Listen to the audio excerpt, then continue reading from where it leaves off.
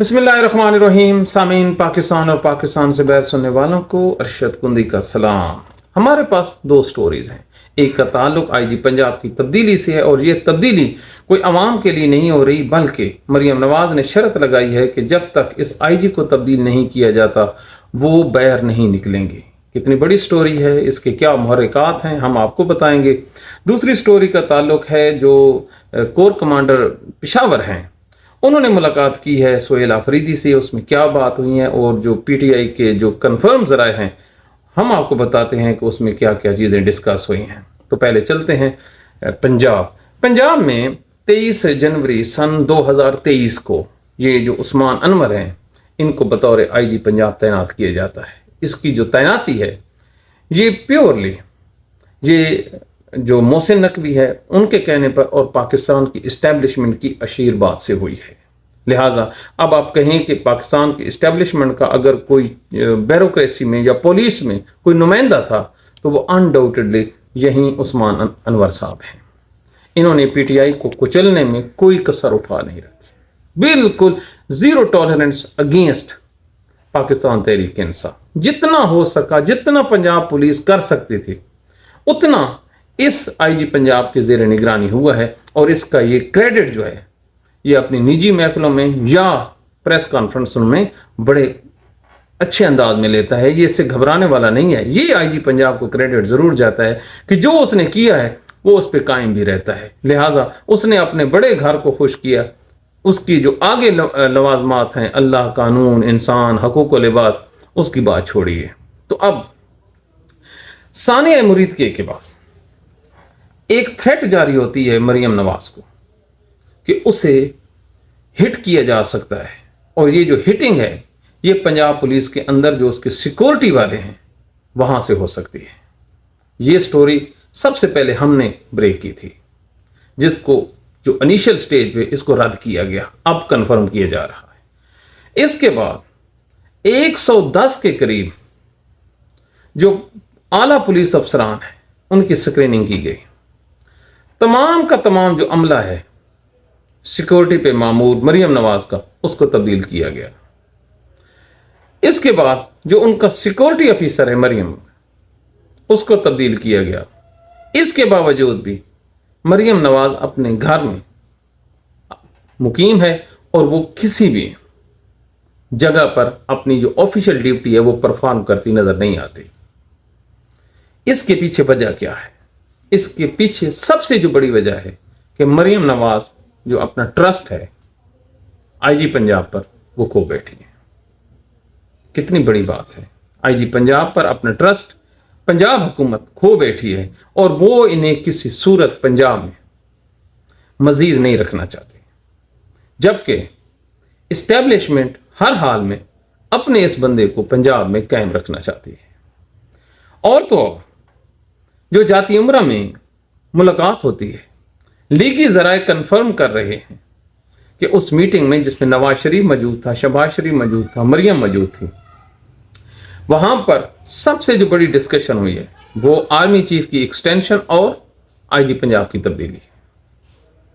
अगर आईजी पंजाब की तब्दीली हो जाती है तो सबसे बड़ा ये सिग्नल जाएगा कि इस्टेब्लिशमेंट और पंजाब हुकूमत के दरमियान जो ताल्लुकात हैं अब पहले जैसे नहीं रहे।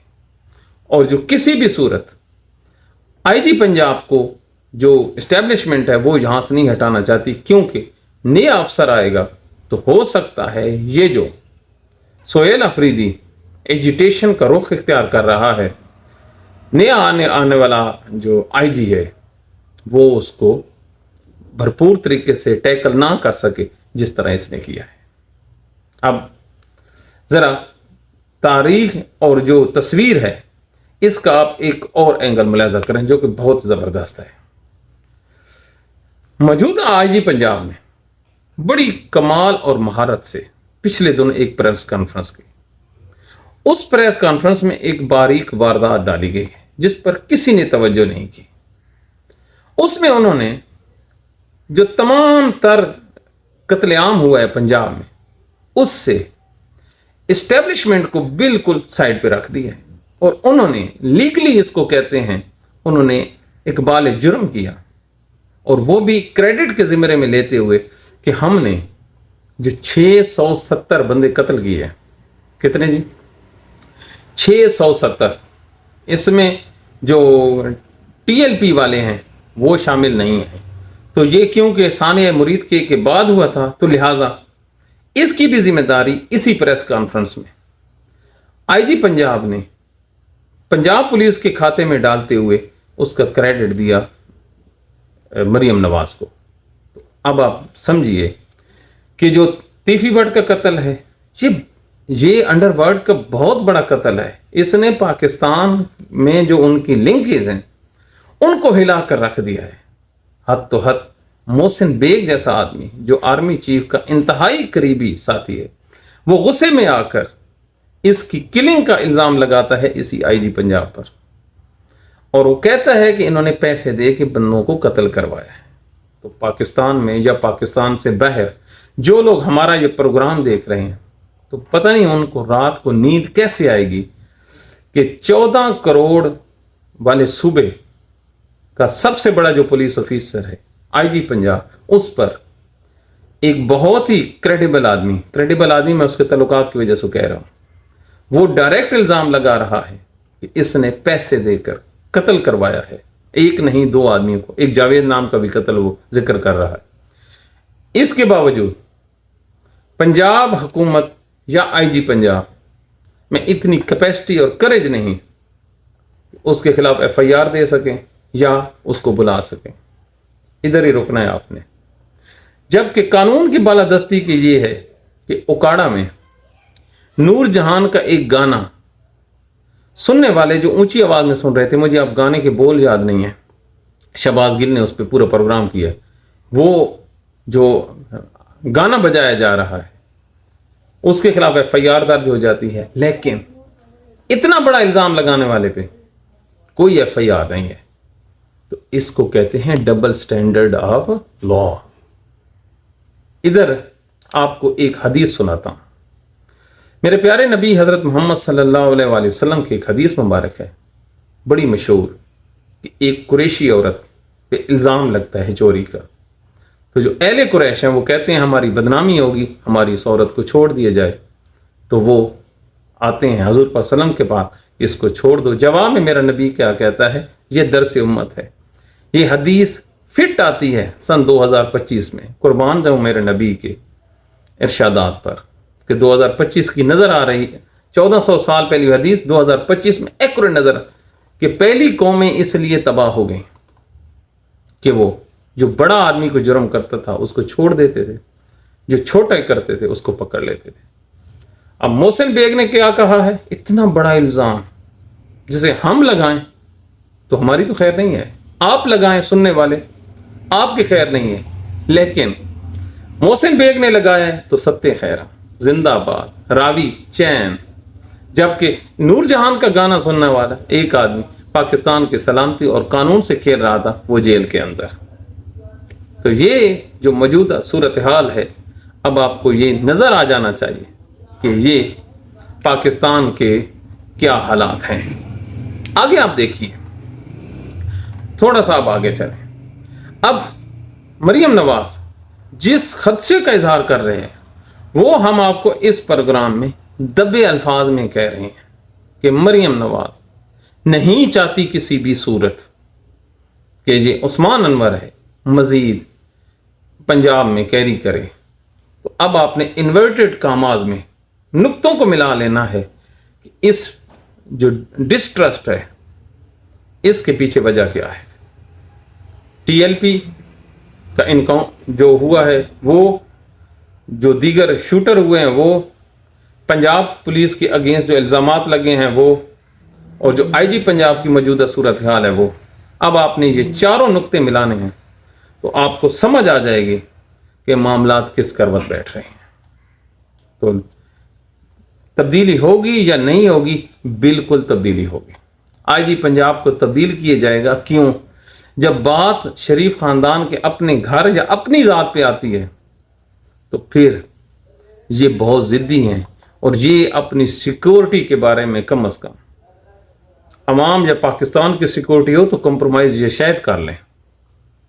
اپنی سیکورٹی پہ یہ نہیں کرنے والے، اور یہ ہو ہی نہیں سکتا کہ اس آئی جی کو مریم نواز مزید برداشت کرے۔ وہ بے شک اب جتنے مرضی قسم قرآن اٹھاتا جائے، شریف خاندان کی ایک نیچر ہے کہ جب ایک دفعہ یہ کسی سے بدزن ہو جائیں تو پھر وہ شخص جو مرضی کرے پھر یہ اس کے نزدیک نہیں آتے۔ اور یہی جو وجہ ہے، ہم آپ کو ایکسٹینشن کے بارے میں بار بار کہہ رہے ہیں کہ یہ جو مہینہ ہے یہ انتہائی ظالم مہینہ ہے، اور یہ مہینہ بڑے بڑے لوگوں کو اچھاڑ بچھاڑ کے رکھ دے گا۔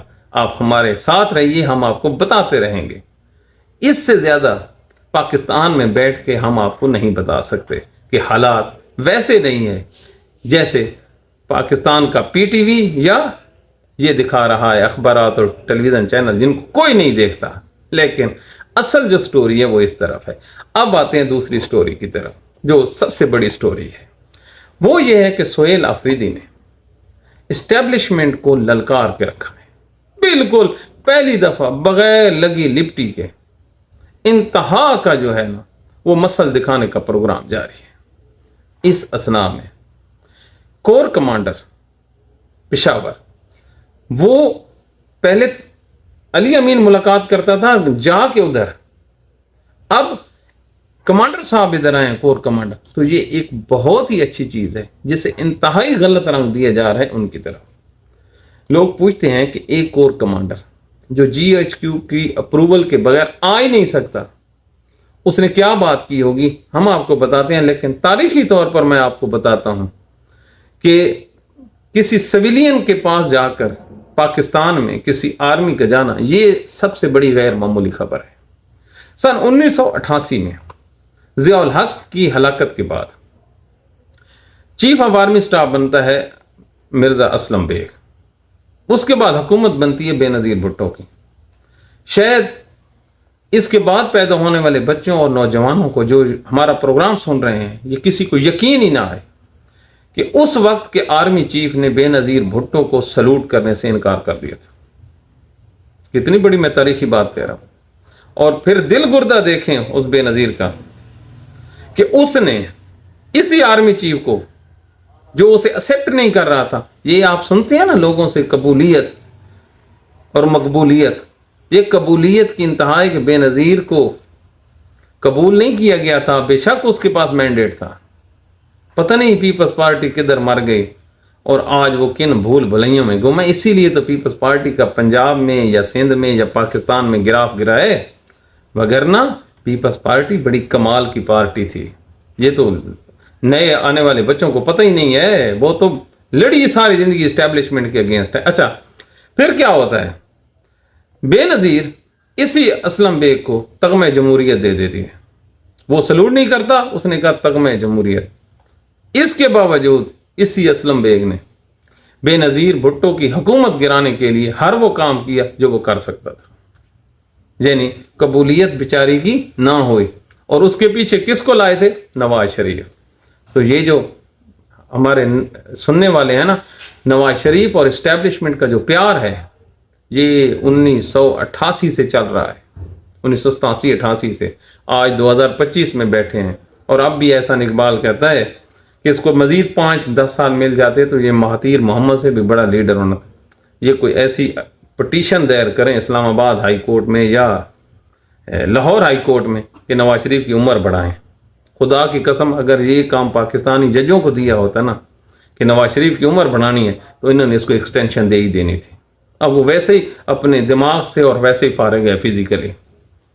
تو بات ہو رہی تھی کہ کسی سویلین کے پاس آرمی مین کا جانا کتنی بڑی اہمیت رکھتا ہے، یہ کریڈٹ برکت سہیل آفریدی کو جاتا ہے۔ وہاں پر بات کی گئی سیکورٹی کی، اور دوسری طرف سے جواب آتا ہے سہیل آفریدی کا جو وہ خود اس کو انڈورس ابھی نہیں کیا، لیکن 2 دن بعد کریں گے جو ہم بات کر رہے ہیں۔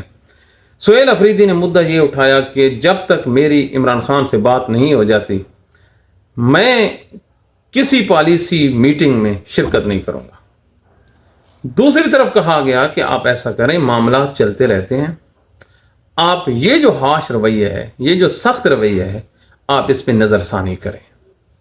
Again said. इसके बाद फिर भी जो सुहेल अफरीदी है वो अपनी शर्त लगाता है कि जब तक मैं अडियाला से अपने जो लीडर है उसके दर्शन करके नहीं आ जाता, मैं किसी भी सूरत पाकिस्तान की किसी सिक्योरिटी मीटिंग में नहीं बैठूंगा। ये जो मीटिंग थी ये जुम्मे वाले दिन होती है, और जो मामलात हैं वहां पर पॉजिटिव नोट ये ख़त्म होता है कि इस मीटिंग में ये कहा गया कि एक और मीटिंग रखी जाती है, तो आप ये कह सकते हैं कि ये जो मीटिंग थी ये फेल हो गई थी। तो ये पाकिस्तान की मौजूदा हालात हैं कि सुहेल अफरीदी, जो कल हमने अपने प्रोग्राम में कहा था कि जो टेम्परेचर है उसको तकरीबन आसमान पे ले गया है और बड़ी ज़बरदस्त किस्म की तैयारी हो रही है, और आज जो हिकमत अमली अपनाई है इन्होंने लॉन्ग मार्च को कामयाब करने के लिए, कि इन्होंने सिर्फ जो पीटीआई के वर्कर हैं उन पर, सुहेल अफरीदी इस दफ़ा इस लॉन्ग मार्च के लिए सिर्फ पीटीआई पर इन्हिसार नहीं कर रहे, बल्कि वो जो दीगर तबके हैं शोबाए ज़िंदगी के, उनको भी उन्होंने ऑन बोर्ड लेना शुरू कर दिया है। आज इस सिलसिले में सुहेल अफरीदी एक मंजे हुए सियासतदान की तरह बारूम में जाता है, वहाँ पर वकला से खिताब करता है, और वहाँ पर जो उसकी 3 लाइनें हैं वो एक मुकम्मल सियासतदान की वो जो स्पीच थी उसने की है। उसने कहा कि ये जो पाकिस्तान के जज हैं ये हमें बताएं कि ये इंसाफ देने के काबिल नहीं रहे, कम से कम अपने मुंह से ये बात ज़रूर कहें कि अब इंसाफ देना उनकी इस्तादाद से बाहर है, ये हाथ खड़े कर दें। फिर हम जाने, वकील जाने, पाकिस्तानी कौम जाने, और वो जाने। वो किसको कह रहे हैं? वो इमरान खान को कह रहा है कि जब आप कोई काम करने के काबिल ही नहीं रह गए तो कम से कम इतनी हिम्मत तो करें ना कि आप कह दें कि हुजूर हमारे जो बस है उससे काम बाहर है। जैसे शहबाज शरीफ ने कह दिया कि इमरान खान से मुलाकात मैं पूछ के बताता हूँ, उसने बिल्कुल वाज़े तौर पे पूरी कौम को बता दिया कि जो जेल में बैठा आदमी है मेरा उससे कोई ताल्लुक नहीं है, जो दुश्मनी और सजनी है ये GHQ की है, ये आर्मी वालों की है। तो उसने तो पतली गली से निकल गया। तो जी सुहेल अफरीदी जजों को भी यही कह रहा है कि आप भी ये कह दें कि हम पूछ के बताते हैं, ताकि जो अवाम की उम्मीदें आपसे हैं वो तो कम से कम ख़त्म हो। और अलमिया देखिए पाकिस्तानी कि एक अपील लगती है इमरान खान की। पहली बात तो है जो जस्टिस डोगर है, जिसको लाया इसलिए गया है कि उसने इमरान खान को बाहर नहीं आने देना कानूनी तौर पे, और अपनी इस ड्यूटी में वो बड़ी अच्छी परफॉर्मेंस दे रहा है। क्या बात है, इंशाल्लाह तारीख इनको याद रखेगी। कल जो जस्टिस याजा अफरीदी है उसने एक स्टेटमेंट दी है कि मैं अपनी परफॉर्मेंस से मुतमईन हूँ, अल्हम्दुलिल्लाह। अल्लाह करे जी आप अपनी परफॉर्मेंस से और मुतफिक हों, और ये अदल का जो रास्ता है ये अपने फैसले खुद करता है। रिजवी का जो एक शेर था ना, हशर को होगा ये मालूम कि जीता कौन और हारा को। क़यामत वाले दिन भी ये फैसला होगा और इस दुनिया में भी, क्योंकि अल्लाह ताला किसी का जो हिसाब है ना उसका ख़त्म किए बगैर उसको दुनिया से रुखसत नहीं करता। काजी फ़ैज़ीसा भी यही कहता था ना कि मुझे अपनी परफॉर्मेंस और अपनी जो गैर जानिबदारी है, अपनी इंसाफ पसंदी, उस पर नाज है, कहीं नज़र आए। अब उसकी इतनी औकात नहीं है कि किसी फ्रूट वाले से फ्रूट ले सके। खुदा की कसम उसका जो केले माल्टे हैं फ्रूट वाला उस पर मुँह पे दे मारेगा। ये उस बदबख्त की ये हालत है पाकिस्तान में। तो आप अगर कहते हैं कि आप मुतमिन हैं तो इस चीज़ का फैसला अवाम करेगी या आप खुद करेंगे। केसेस का फैसला होना ये कोई बात नहीं रखती हजूर अनवर, जज का काम है केस के फैसले कर। असल फैसला की एक घड़ी होती है कि आप लोगों ने इस्टेब्लिशमेंट के खिलाफ क्या स्टैंड लिया। जो जस्टिस इफ्तिखार चौधरी की तहरीक थी वो इसलिए थी कि सुप्रीम कोर्ट में जो केसेस की पेंडेंसी है वो बहुत ज़्यादा बढ़ गई है और उसको ख़त्म किया जाए, इसलिए वकीलों ने कुर्बानियाँ दी थी। क्या बात करते हैं जाय साहब आप। वो तहरीक रूल ऑफ लॉ के लिए थी, वो परवेज मुशर्रफ के अगेंस्ट थी कि तुम्हारी इतनी औकात के तुम अदालतों में मुदाखलत करो। इस प्रिंसिपल को लेके वो तहरीक चली थी। और आप फैसले कर रहे हैं, जो बोझ पड़ा है मुकदमात का, उसको ख़त्म करके अगर आप समझते हैं कि आपकी परफॉर्मेंस अच्छी है, हजूर इस तनाजुर में तो हम आपको देख ही नहीं रहे। آپ سارے کی ساری جو فیصلے ہیں اس کو لیں اور پیچھے تعداد زیرو کر لیں. یہ الگ چیپٹر ہے، وہ الگ چیپٹر ہے کہ کم از کم آپ سٹینڈ لیں. وہ جو قوم آپ سے کہتی ہے کہ ظالم اور جو ناجائز ہے اس کے خلاف آپ کب کھڑے ہوں گے؟ جسٹس منیر والا فارمولہ تو چل رہا ہے نا، نظریہ ضرورت. باقی مقدمہ آپ چلتے رہیں. یہ جو جن ججوں نے ذوالفقار علی بھٹو کو قتل کیا تھا، کیا وہ کوئی جج اپنے دور میں کم فیصلے کر کے گئے ہیں؟ P L D, S C M R بھری پڑی ہے، ان لوگوں نے اتنے فیصلے کیے. جسٹس حمید ڈوگر نے کتنے فیصلے کیے تھے؟ کوئی کم کیے تھے؟ بہت زیادہ کیے تھے. لیکن قوم ان کو بھول گئی ہے. قوم یاد رکھتی ہے اس ایک وقت کو، جو وقت ہوتا ہے کھڑے ہونے کا. جو سجدے میں گر گئے نا، اس کی پرفارمنس نہیں ہوتی. تو آپ خود اتنی بڑی پوسٹ پہ بیٹھیں، اگر اس تناظر میں آپ دیکھیں اور پھر اپنے آپ کو اسیس کریں تو آپ کو پتہ چلے گا. تو یہ جو تحریک انصاف ہے، تحریک انصاف اس دفعہ لانگ مارچ کے لیے جو تیاریاں کر رہی ہے، اس میں کمال کا ردم ہے. جو لوگوں کی رجسٹریشن کا عمل ہے وہ شروع ہو چکا ہے. پنجاب میں اسی ہفتے سے یہ شروع ہونے لگا ہے، کیونکہ حالات بہت ٹائٹ ہیں. اس کو بہت ہی جو سیکرٹ رکھا گیا ہے، لیکن عوام اس پہ کیا اپنا رد عمل دیتی ہے یہ آنے والا وقت بتائے گا. لیکن ایک بات پھر ہم آپ کو کہہ رہے ہیں کہ اس لانگ مارچ میں جو رکاوٹیں ہٹانے والا جو حکمت عملی ہے وہ بالکل نہیں ہوگی، بالکل نہیں ہوگی. کوئی رکاوٹیں نہیں ہٹائی جائیں گی. جہاں پر کنٹینر آئے گا اسی جگہ پہ حکومت خود اٹھائے گی. پی ٹی آئی کے جو لانگ مارچ والے ہیں یہ ان کو نہیں اٹھائیں گے، بلکہ اس کنٹینر کے ساتھ بیٹھ جائیں گے کہ لو ہم بیٹھے ہیں، اب دیکھتے ہیں کتنی دیر اس کنٹینر کو رکھتے ہو. تو امتحان تو ہوگا، بہت زبردست امتحان ہوگا کہ کتنی دیر پاکستان کے اسکول، کالجز اور یہ شہروں کو بند کر کے بیٹھتے ہیں. تو پاکستان پہ اللہ تعالیٰ سلامتی رکھے. پاکستان پہ بہت ٹائٹ حالات آنے والے ہیں، اور پی ٹی آئی کے لیے یہ آخری موقع ہے. اگر وہ اس کو یوٹیلائز کر لیتے ہیں تو عمران خان باہر آ جائے گا. اگر اس میں فیل ہو جاتے ہیں تو پھر 2032 تک انتظار کریں. پھر واقعی وہ صحیح کہتے ہیں کہ عمران خان کے آنے والے دن جیل میں ہے. حکمت عملی سے قدم پھونک پھونک کر رکھیں. اللہ تعالیٰ کامیابی دے اور اس میں پاکستان کی بقا ہو. یقین مانیے، پاکستان ہے تو سب کچھ ہے، پاکستان نہیں ہے تو کچھ بھی نہیں ہے. اللہ تعالیٰ انصاف کرنے کی توفیق دے. اپنی دعاؤں میں یاد رکھیے. فیڈ بیک سے آگاہ کیجیے. آپ کا خادم Arshad Kundi. Thank you very much.